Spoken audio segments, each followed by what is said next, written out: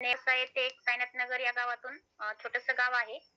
तर मी माझा स्वतःचं रजिस्ट्रेशन हे 2019 साली केलेलं आहे आणि 1,000 पासून सुरुवात केली. तर आतापर्यंत माझा 1,00,000चा जवळपास 70-80 1,00,000 पर्यंत माझा महिन्याचा सेल आहे. गावातून मी CRPचं काम करते. म्हणजे बचत गटाचं काम करते. तर माझ्या महिलांच्या सोबत महिलांना व्यवसाय देणे किंवा त्यांना आपल्या या CRPच्या कामातून गटांपर्यंत कसं पोहोचता येईल याच्यावर आम्ही काम करतोय. आणि एक डिस्प्ले वॉल मी अतिशय सुंदर अशा प्रकारे चालवत आहे. त्याबरोबर घरचं काम पण करते, बचत गटाचं काम पण करते आणि हे करत करत असताना थोड्या वेळात वेळ काढून RCMचं पण काम करता करता मी याच्यामध्ये स्वतः सक्सेस आहे. आणि महिलांना यामध्ये जास्त प्रमाणात कसं आणता येईल किंवा त्यांच्यापर्यंत आपला अभियान कसं पोहोच करता येईल किंवा त्यांच्यापर्यंत आपली माहिती कशी पोहोचता येईल यावर अतिशय चांगल्या प्रकारे मी आणि आमची पूर्ण टीम समजा आपली पूर्ण टीम काम करत आहोत. नवीन काही जॉईन आहेत आज महिला आमच्या, कोणी पाथर्डीवरून असेल, ज्या नवीन नवीन आहेत. आज मी डिस्प्ले वॉल पण बऱ्याच जणांना दिलेले आहेत. तर आपण आपलं काम कसं करायला पाहिजे, नेमकं RCM काय आहे, RCM मधून आपल्याला काय बेनिफिट भेटतात किंवा RCM मधून आपल्याला काय मिळतं, आपण RCMच का करायला पाहिजे. समजा स्वतःचं रजिस्ट्रेशन केलं, समजा स्वतः आपण जॉईन झालो, स्वतः आपण घरामध्ये प्रोडक्ट वापरतोय, पण आपण एक समाजाचं देणं लागतो. तर मग समाजामध्ये आपण लोकांना या अभियानामध्ये कशा प्रकारे आणलं पाहिजे, त्यांना आणल्याच्या नंतर त्यांची प्रगती कशी केली पाहिजे किंवा त्यांना 2 पैसे मिळतील याच्यासाठी आपण काय काय केलं पाहिजे, त्यांच्यावर कशा प्रकारे फोकस केला पाहिजे, या विषयावर आज आपल्याकडे आपले ग्रेट लीडर श्रीमान दिवटे सर आपल्याला याबद्दल मार्गदर्शन करणार आहेत. तर आपण त्यांना सर्वांच्या टाळ्यांच्या गजरामध्ये इन्व्हाइट करूया. तर वेलकम दिवटे सर. नमस्ते. Thank you madam. नमस्कार, धन्यवाद. बोला.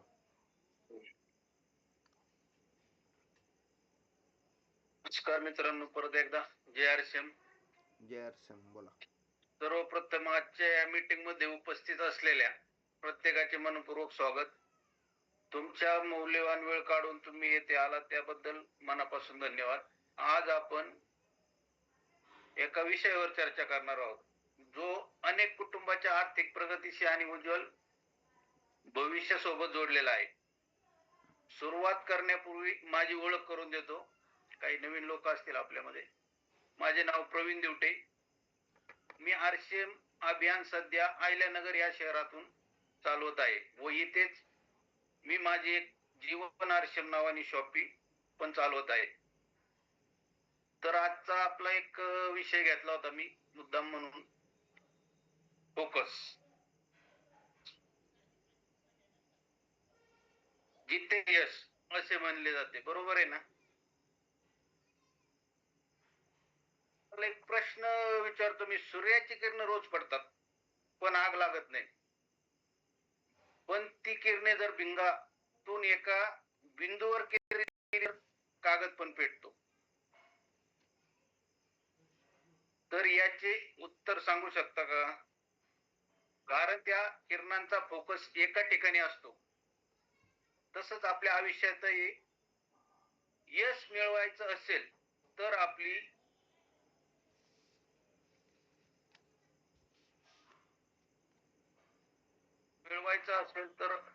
बघा,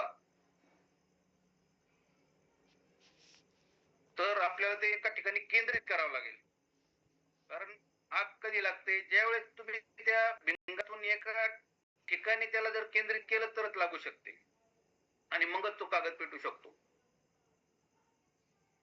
कारण त्या किरणांचा फोकस एका ठिकाणी असतो. तसंच आपल्या आयुष्यातही यश मिळवायचं असेल तर आपली ऊर्जा, वेळ आणि मेहनत एका ध्येयावर केंद्रित झाली पाहिजे.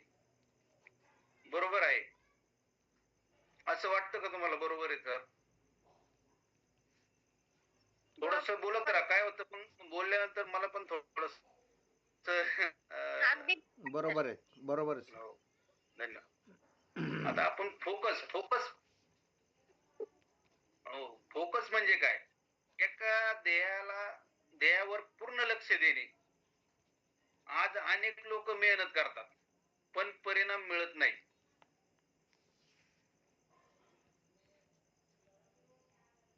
मेहनत कारण मेहनत कमी नसते, फोकस कमी असतो.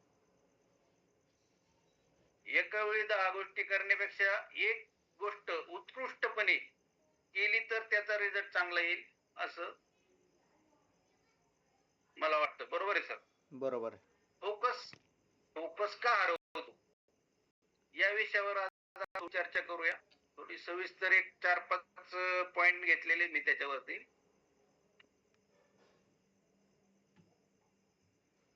का हरवतो? मोबाईल आणि सोशल मीडिया. बघा, पहिला आपला मुद्दा आहे मोबाईल आणि सोशल मीडिया. आता तुम्ही म्हणता मोबाईल किंवा सोशल मीडिया वापरून बरेच लोक पुढे जातात. तुम्ही कसं काय मोबाईल आणि सोशल मीडिया बोलू शकता? कारण त्याचं असं आहे की सर, पहा, आपण मोबाईल हातात घेतो, काहीतरी आपल्याला माहिती घ्यायची असते, पण मोबाईल चालू केला का त्यावर पहिलं काय येतं? काय येत असेल? पहिली कुठली तरी रील येते आणि मग ती रील आली का आपण ते स्क्रोल करीत बसतो आणि ज्या कामासाठी आपण तो मोबाईल हातात घेतला ते काम आपण पूर्णपणे विसरून जातो, थोड्या वेळासाठी विसरूनच जातो. म्हणजे मोबाईल हा काहीतरी आपल्याला एखाद्या फोकस वरून कुठंतरी भटकवतो. मग त्यासाठी आपल्याला या कामाला गेलो तेच करणं गरजेचं असतं, पण तो भटकवल्यामुळे काय होतं, ते स्क्रोल करतो राहतो आणि आपला फोकस मेन उद्देशाकडून डायव्हर्ट होतो. तर यातील दुसरा मुद्दा असा आहे की इतरांशी तुलना. बघा मित्रांनो, आपल्या अपयशाचं सर्वात मोठं कारण म्हणजे इतरांशी सतत तुलना करणे. समजा दोन व्यक्ती एकाच दिवशी आरक्षेमध्ये आले, दोन व्यक्ती एकाच दिवशी आरक्षेमध्ये आले, 6 महिन्यांनी एकाची मोठी टीम होती, एका मित्राची मोठी टीम बनते, 6 महिन्यांनी एकाची मोठी टीम बनते आणि एका मित्राचं म्हणजे काहीच होत नाही, झिरो वरती असतो तो. आणि एकाची सुरुवात नाही होती, एकाची मोठी टीम बनते असं आपण धरूया. आणि मग तो ज्याची टीम बनत नाही तो काय करतो, तो काहीतरी विचार करतो वेगळाच. विचार करतो त्याचं झालं माझं का नाही झालं, आणि इथूनच फोकस यावरून हटवून दुसरीकडे जातो आपला. पण एक गोष्ट लक्षात ठेवा, आंब्याचं झाड आणि नारळाचं झाड एका दिवशी लावली तरी दोन्ही एकाच वेळी फळ देत नाही. दोघांची वाढ वेगळी असते, पण दोन्ही झाड शेवटी फळ देतात. कारण एका जागा नंतर येऊ शकतात, झाड दोन्ही पण फळच देतात, पण एका वेळेस होऊ शकत नाही. तसं पण माणसाचं, एकाची टीम 6 महिन्यात बनते, एकाची त्यावेळेस बनत नाही. मग त्यांनी तो विचार करणं एवढं गरजेचं नाही, कारण हे सृष्टीचं नियम आहे. कारण कोणाचं कमी होणार, कोणाचं जास्त होणार. आणि याच्यात तसंच प्रत्येक व्यक्तीची परिस्थिती, अनुभव, मेहनत, वेळ आणि शिकण्याचा वेगळा असतो. त्यापेक्षा स्वतःला एकच प्रश्न थोडं मी विचारला, डिस्टर्ब करतो मी सर. कालपेक्षा आज किती चांगला झालो. सर मी थोडं डिस्टर्ब करतो. नेमकं तुमचा आवाज माझ्याकडेच अडकतोय का सगळ्यांना अडकतोय? ड्युटी सरांचा तुमचा क्लिअर आवाज. अडकतोय सर, बाकीच्यांनी बोला. सर उटे सरांचा आवाज एकदम क्लिअर आहे, तुमचा आवाज अटकतोय, तुमच्याकडे नेटवर्क प्रॉब्लेम असेल. Okay okay okay, thank you. Continue sir. Okay sir, thank you. बघा, तसंच प्रत्येक व्यक्तीची परिस्थिती, अनुभव, बोला. तसंच प्रत्येक व्यक्तीची परिस्थिती, अनुभव, मेहनत, वेळ आणि शिकण्याचा वेगळा असतो. म्हणून इतरांशी तुलना करण्यापेक्षा स्वतःला एकच प्रश्न, मी कालपेक्षा आज किती चांगला झालो. जर उत्तर हो असेल तर तुम्ही योग्य दिशेने चालला असं मला वाटतं. तुलना आत्मविश्वास कमी करते पण फोकस आत्मविश्वास वाढवते. त्याची जर तुलना केली की आत्मविश्वास कमी होतो, कारण तो एका ठिकाणी केंद्रित झालेला असतो, त्याच्यामुळे तो वाढवतो. पहा, बऱ्याच बरोबर आहे. मी काय लक्षात येत असेल तर तुम्ही थम्सअप केलं तरी चालेल, कारण मी थोडस फास्ट चाललेलो आहे. सरांचा काहीतरी माईकचा प्रॉब्लेम दिसतोय. सरांना थोडस लेट होते वाटत सरांना.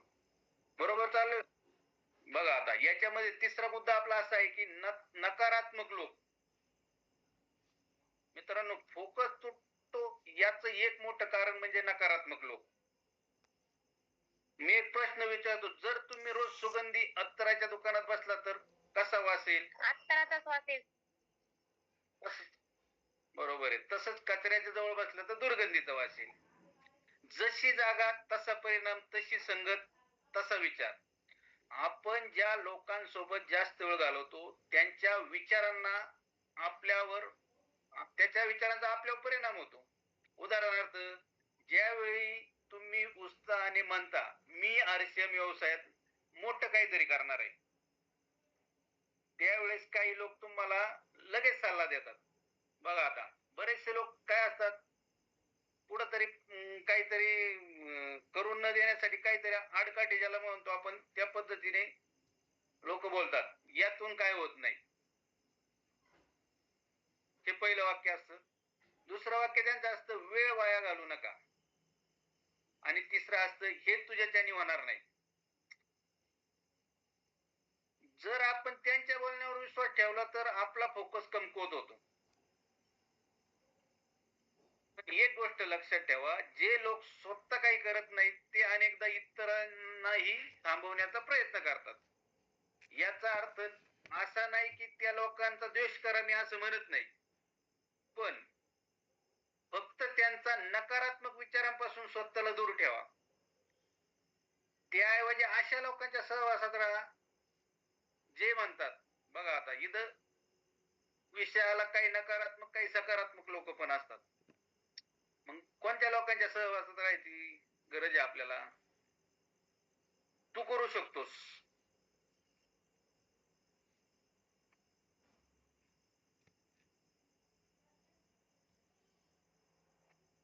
कर, मी तुझ्या सोबत आहे. बघा म्हणजे अशा लोकांच्या सहवासात राहिलो नक्कीच आपण पुढे जाऊ शकतो. जसं गरुड जेव्हा उंच उडतो तेव्हा कावळ्याशी भांडतो का? कावळ्याशी भांडत नाही, तो फक्त आणखी उंच उडतो. उंच गेल्यावर कावळे आपोआप मागे पडतात. तसंच तुमच्या आयुष्यात नकारात्मक लोक येतील, प्रत्येकाला उत्तर देण्यात वेळ वाया घालू नका. तुमच्या ध्येयावर लक्ष केंद्रित करा. तुम्ही जर हा वेळ वाया घातला तर वेळ पुन्हा आहे का आपल्याला?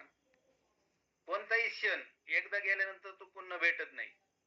बरं, याच्यात काही लोकांचं कसं आहे, किती वेळा सांगा, पण अनुभव आल्यानंतर आपण ती गोष्ट बदलली पाहिजे. तो वेळ बदलला पाहिजे, कारण हा वेळ पुन्हा नाही. त्याच्यामुळे वेळ वाया घालू नका. तुमच्या ध्येयावर लक्ष केंद्रित करा. नकारात्मक लोक तुमचं भविष्य नाही. जोपर्यंत तुम्ही त्यांच्या शब्दावर विश्वास ठेवत नाही, तुमच्या स्वप्नावर विश्वास ठेवणाऱ्या लोकांच्या सहवासात राहा. कारण सकारात्मक वातावरण फोकस मजबूत फोकस यश मिळवून देतो. बघा, सकारात्मक वातावरण, कारण त्या वातावरणात राहिल्यावर नक्कीच फोकस मजबूत फोकस यश मिळवून देतो. हे आपल्याला लक्षात आलं पाहिजे. त्यातला आपला चौथा मुद्दा आहे पुढे, सतत योजना बदलणे. एका गोष्टीवर ठाम न राहणे, सतत योजना बदलणे. समजा एखादी गोष्ट करायची ठरवली तर परत त्याच्यात काहीतरी 4-8 दिवसांनी चेंज होतात, महिन्यांनी चेंज होतात, काही 2 महिन्यांनी चेंज, सतत काही ना काही चेंज करणे. मित्रांनो बघा, एक प्रश्न विचारतो, जर एखादा शेतकरी आज आंब्याचे झाड लावले तर उद्या तर पटकन उपटून नारळ लावला आणि परवा दिवशी जर पेरूच झाड लावलं तर त्याला फळ येईल का? येईल का मॅडम? नाही येणार सर. जे झाड आपण लावले त्यालाच खत पाणी घालणे गरजेचे आहे, त्याची काळजी घेणे हो, गरजेचे मग याच्यातून शिकण्यासारखं काय आहे? यश मिळवण्यासाठी सातत्य. बघा, सातत्य म्हणजे कन्सिस्टन्सी. आता जे आपल्याला फ्री प्रोडक्ट मिळतात आरशे मधून, बरोबर आहे, ते एखाद्या महिन्यात एखाद्या नाही केलं त्याला भेटतात का? भेटणार नाही. कारण सातत्य गरजेचं आहे, कन्सिस्टन्सी गरजेची.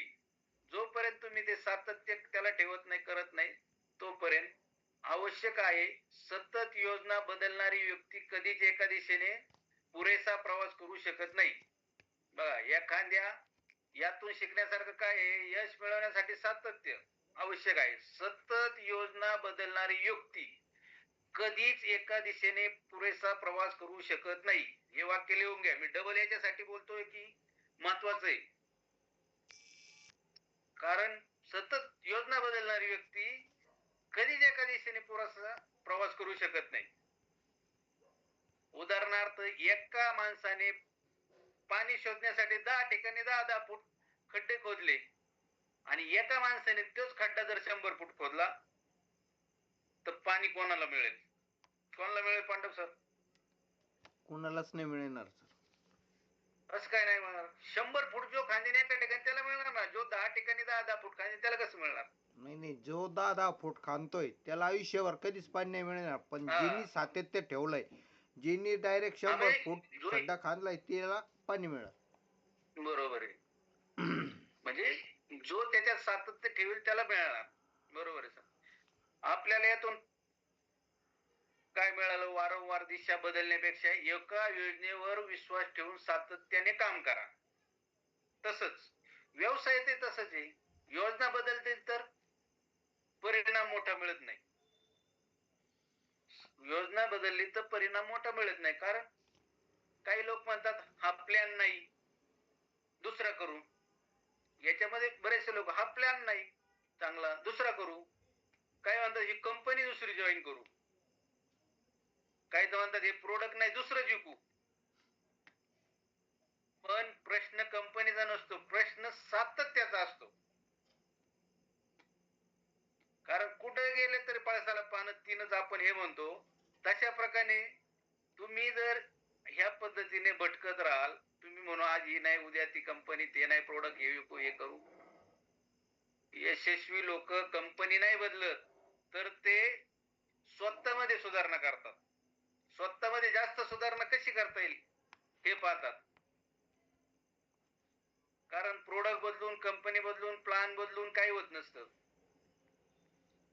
कारण तुम्ही एका कंपनीशी समजा एकनिष्ठ आहे, एका प्लॅन मध्ये तुम्ही जर 5 वर्ष घातले आणि तो प्लॅन एवढा समजला, एवढा खोलावर तुम्ही गेले आणि तुमचे 2 वर्ष तुम्ही त्याच्यामध्ये यशस्वी होणार असेल तर तुम्ही जर भटकले तर आयुष्यभर भटकतच राहणार आहे आणि त्याने कधी सुधारणा होणार नाही. योजना बदलून यश मिळत नाही, सातत्याने काम करून यश मिळतं. आज निर्णय घ्या, वारंवार योजना बदलायची गरज नाही, तर निवडलेल्या योजनेवर विश्वास ठेवून रोज काम करण्याची गरज आहे. कारण यश हे योगाने धावणाऱ्यांना नाही तर सातत्याने चालणाऱ्यांना मिळणार. कारण जी गाडी धावते ती माहित नाही ऍक्सिडेंट कधी होईल, पण जो शांततेत आणि ध्यानपूर्वक गाडी चालवेल, जसं आहे ना, ध्यान चुकी जान गई, चुका जान गई, तसंच आहे. म्हणजे सांगण्याचं तात्पर्य काय? जो माणूस योगाने धावणार तो कधी सातत्य ठेवू शकत नाही, पण जो आपल्या म्हणजे स्पीडने चालणार, ज्याला नियम दिले त्याने चालला, तर तो सातत्याने जर चालला तर त्याला 100% यश मिळणार. आपला 5वा मुद्दा आहे संयमांचा अभाव. आता मित्रांनो, संयम म्हणजे काय? संयम म्हणजे काय सर? पांडव सर बोला, थोडं तुम्ही बोलले म्हणजे मला थोडंसं. सहनशीलता सहनशीलता. हा, सहनशीलता. हम्म. संयम म्हणजे सहनशीलता. संयम म्हणजे एखाद्या गोष्टीची प्रतीक्षा. वाट पाहणे. प्रतीक्षा पण होऊ शकतं ना. हम्म. हो, बरोबर एखाद्या आहे. हा बोला ना. सपोज समजा एखाद्या गोष्टीची वाट पाहणे की आता मी यामध्ये सक्सेस होणारच आहे, मी सातत्याने काम बरोबर आहे. करणारच आहे. एकदम राईट, बरोबर आहे. एखाद्या गोष्टीची वाट पाहणे, एखाद्या आपल्याला बघा एखादं यश मिळवायचं असेल तर वाट पाहावीच लागते. Yes. बरोबर आहे. तर संयम म्हणजे प्रतीक्षा. आज या धावपळीच्या जीवनामध्ये कोणीच प्रतीक्षा करायला तयार नाही हो. ज्याला त्याला लगेच पाहिजे. प्रत्येकाला बरोबर. आजच्या काळात लवकर यश हवं आहे. पण एक गोष्ट लक्षात ठेवा, जे झाड आज लावलं त्याला उद्या फळ येत नाही. त्यासाठी पाणी घालावं लागतं, काळजी घ्यावी लागती आणि सर्वात महत्वाचं म्हणजे त्याच्यासाठी संयम ठेवावा लागतो. झाड लावलं म्हणजे ते संयम त्यासाठी ठेवावा लागतो, मग पाणी घालावं लागेल, त्याला मोठं करावं लागेल, मग फळ येणार त्याला. आरक्षण व्यवसायात अनेक लोक असे असतात की आज जॉईनिंग, बराच वेळा अनुभव आला की आरक्षण व्यवसायात असे लोक आहेत की आज जॉईनिंग झाली, आठवडाभर काम केलं, 2-4 लोकांनी नकार दिला आणि गायब. म्हणाले हा व्यवसाय चालत नाही. मित्रांनो, व्यवसाय चुकीचा नसतो, आपला संयम कमी पडतो. आपण तिथे लगेच नकारात्मक होतो आणि लोकांना सांगायला चालू करतो हा व्यवसाय चालत नाही. बरोबर. व्यवसाय कधीच चुकीचा नसतो, आपला संयम कमी पडतो. बरोबर. कारण आपल्याला संयम नाही ना, कारण फास्ट पाहिजे सगळं. दुसरं पैसा लागलेला तर नसतो. आता आपण लोकांना बोला बोला बोला सर. दुसरा म्हणजे एक पैसा लागलेला नसतो ना नवीन डिस्ट्रीब्युटरचा. पैसा लागलेला नसतो आणि त्याला आपल्याला उत्तर देणं गरजेचं आहे. भाऊ, तुझं पोरग उद्या 10वीला गेलं ना, डायरेक्ट MBBS कर, त्याला मधले वर्ग शिकू नको. आहे का नाही? त्याला तेच सांगायचं, बाकी काही नाही. कारण संयम नाही ना, मग त्याचं उत्तर काय येतं आपल्याला अपेक्षित नाही.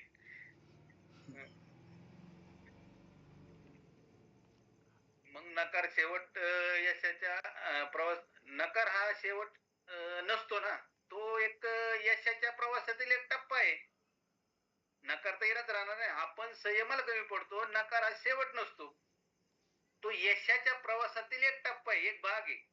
जसं आपण म्हणतो एक पायरी चढणार, दुसरी चढणार, तशी एक तो टप्पा, एक भाग आहे, एक काय त्याला यशाकडे जाण्याचा तो एक टप्पा मानला जातो आपल्या ह्याच्यात.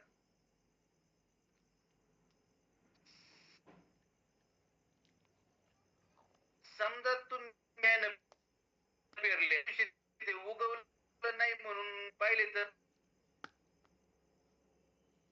पेरणी केल्यानंतर बघा शेत बियाणे उगलं नाही.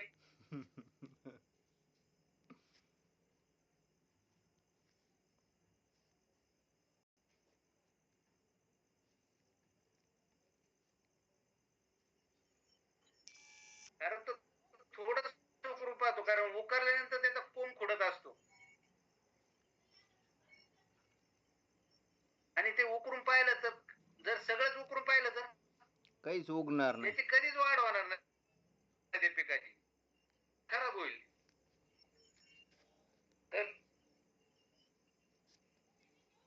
तर त्याला वेळ द्यावा लागतो, कोणत्याही गोष्टीला वेळ देणं आवश्यक असतं. तसंच आरक्षण मध्ये लोकांना समजून घेण्यासाठी वेळ द्यावा लागतो, विश्वास निर्माण होण्यासाठी वेळ द्यावा लागतो. बघा, आरक्षण मध्ये लोकांना पण समजून घेण्यासाठी वेळ द्यावा लागतो, विश्वास निर्माण करण्यासाठी वेळ द्यावा लागतो. कधी कधी आपण एखाद्या अनोळखी व्यक्तीकडे जातो, आपण त्याला प्लॅन देतो आणि त्याला म्हणतो KYC फ्री मध्ये द्या, डॉक्युमेंट तुमचे लगेच करून दे. त्याला थोडासा डाऊट येतो, अरे डॉक्युमेंट मागतात. बरोबर. कारण डॉक्युमेंट हे सहजासहजी कोणी लवकर देत नाही.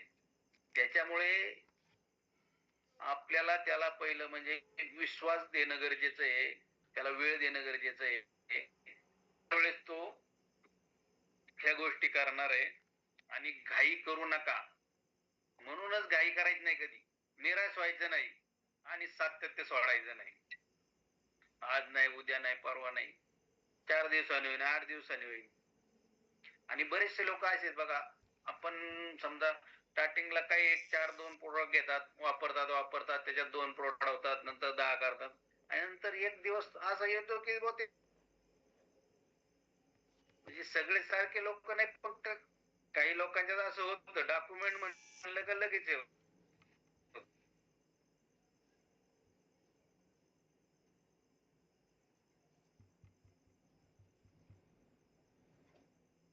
हातावर हात धरून बसणे नाही.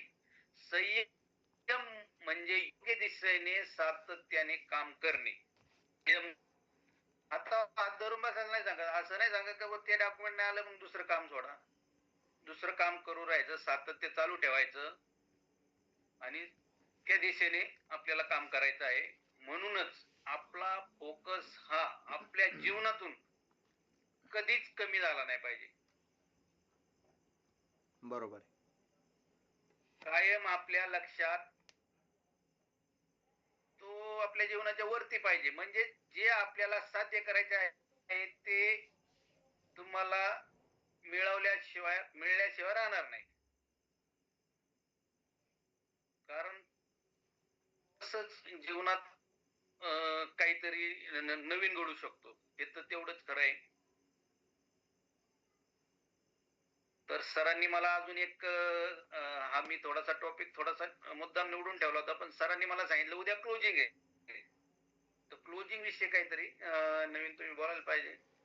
तर मी टॉपिक निवडून ठेवला, त्याच्यामुळे मी त्याच्या बोललो. पण आता क्लोजिंग वरती थोडस आपण हे करूया. हे बघा, आज आपली उद्या क्लोजिंग आहे. सर म्हणाले की उद्या क्लोजिंग बद्दल काहीतरी थोडं सांगा. पण आपल्या सिनियरचे जे क्लोजिंग बद्दल काय शिकवलं, आपल्या सिनियरनी क्लोजिंग बद्दल काहीतरी शिकवलं ना आपल्या सिनियरनी आपल्याला, आणि काही शिकवलं असेल तर त्याच्यावरती आपण अजूनही फोकस करत नाही. बघा, आता फोकसचा शब्द बरोबर आहे. परत तिथं आला. बरोबर आहे. बरोबर आहे. म्हणजे क्लोजिंग येऊ द्या तरी आपण त्याच्यावर फोकस करत नाही. आपल्याला सिनियर काहीतरी सांगत असतात. सिनियर काय सांगतात, लास्ट दिवशी बिल करू नका, लास्ट दिवशी तुमचा नेटवर्क प्रॉब्लेम असू शकतो, किंवा शॉपीचा सॉफ्टवेअरचा प्रॉब्लेम असू शकतो, किंवा कंपनीचा असू शकतो. आणि आता इथून पुढे तर पावसाळा चालू झालाय, म्हणजे 100% कुठंतरी काहीतरी नेटवर्कचा प्रॉब्लेम येणार. मग त्याच्यासाठी आपल्याला सिनियरनी सांगितलं की क्लोजिंग अगोदर करून घ्या, आणि मग आपण ती गोष्ट अजूनही त्या गोष्टीवरती फोकस करत नाही. तर मी जे काही आतापर्यंत मार्गदर्शन केलं आहे, तो पण एक क्लोजिंग म्हणजे फोकसचा भाग आहे ना. बरोबर आहे. याला चांगल्या पद्धतीने फोकस करून आपापले राहिलेले बिल वेळेवर करणे गरजेचे आहे. कोणाचा स्लॅब राहिले असेल, कोणाचं बिल राहिलं असेल. आता स्लॅब तर लय वेळा राहतो, कोणाचा अरे एवढ्या पॉइंट वरून गेला, जुळला असता.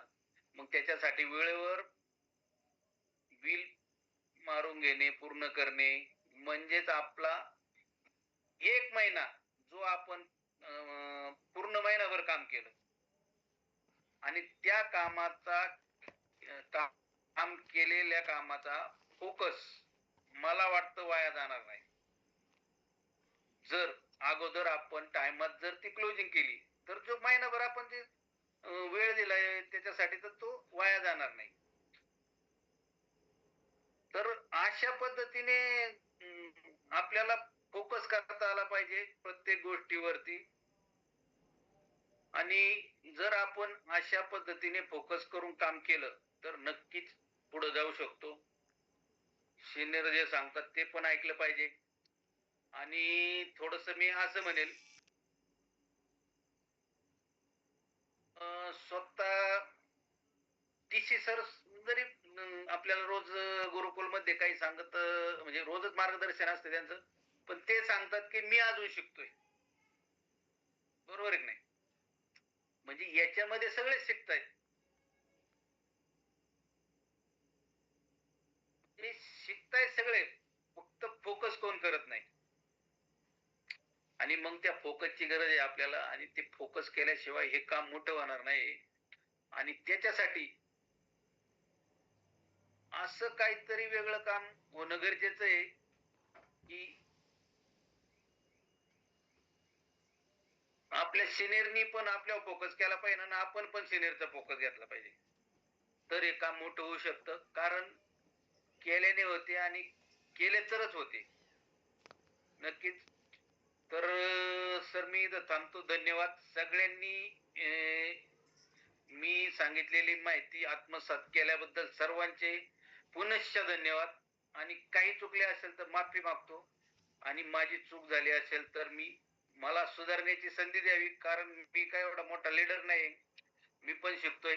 आणि मी पण ह्या फोकसच्या माध्यमातून जरी तुम्हाला काही सांगत असेल, ज्यावेळेस बघा एक माणूस व्यक्ती विचार करतो की त्याला बोट दाखवतो, त्यावेळेस तो काय म्हणतो, तू त्याला बोट दाखवतो, 4 बोट तुझ्याकडे, 3 बोट तुझ्याकडे. त्यावेळेस ते आपल्याला पण घेणं गरजेचं असतं, नुसतं सांगून उपयोग नाही. कारण ते घेण्याची वेळ आलेली आहे आता. कारण तुम्हाला जर कुठंतरी मोठं काम करायचं असेल, भटकायचं नसेल, याच्यामध्ये जर एकाग्रतेत तुम्हाला समजा एकाच ठिकाणी फोकस करून काम करायचं असेल तर मोठं काम होईल. आणि जर मग बाकीचं तर मी मुद्द्यामध्ये सांगितलेलं आहे, मग भटकायचे बरेच ठिकाणी भेटू शकतात.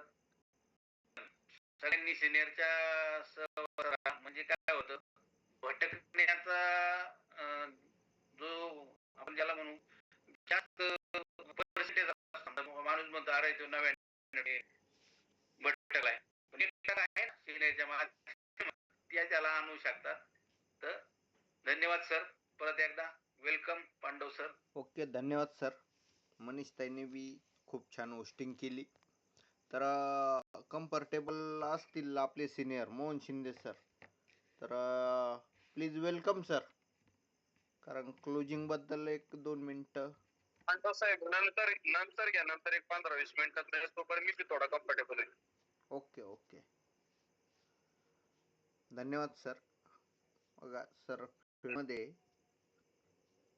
तर आजची मीटिंग खूप छान झाली आणि त्यातल्या त्यात फोकस हा विषय खूप छान घेतला सरांनी. याची मी रेकॉर्डिंग केली पूर्णपणे.